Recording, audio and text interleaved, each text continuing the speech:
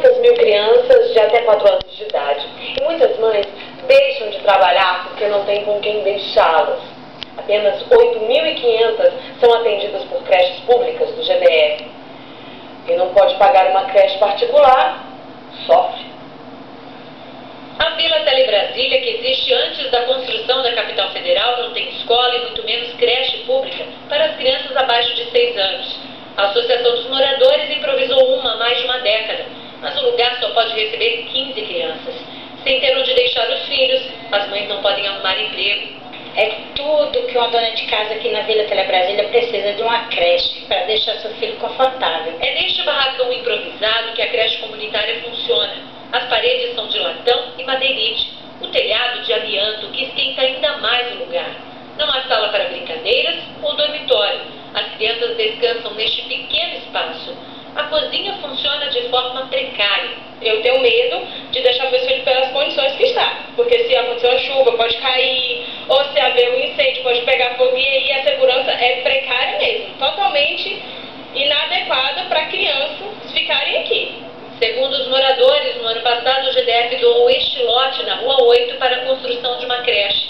A placa identifica a área que está cercada, mas até hoje a documentação não foi regularizada. Prometeu ano passado, ano de 2009, na festa daqui da Vila Telebrasília, foi prometido que iria ser construída essa creche para as crianças da comunidade, mas infelizmente isso ficou só de empurrão, de barriga, né? O que mais irrita, na verdade, é que tem uma área destinada e as crianças são submetidas a ficar num lugar como aquele, né?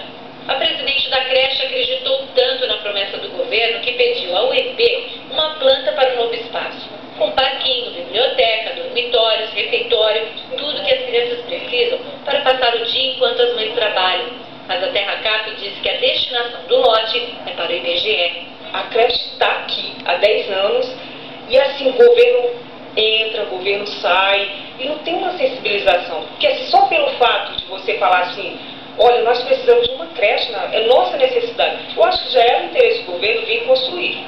Ainda mais uma creche que funciona há 10 anos em condições precárias. De acordo com a Secretaria de Desenvolvimento Social, que administra o CRAS, pelo menos 3.500 crianças de até 3 anos aguardam uma vaga nas creches do DF. A Secretaria de Educação admite problema, mas diz que a prioridade no momento é com a pré-escola, que tem mais crianças na fila de espera. Hoje nós não podemos falar em construção de creche sem antes atender a aproximadamente 7.500 crianças que fizeram a solicitação pelo 156, que a gente chama de demanda reprimida, e que hoje não conseguiram essa vaga. Então nós precisamos o quê?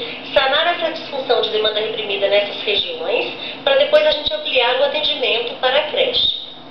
E o GDF tem apenas 9 creches. Outras atendem por convênio com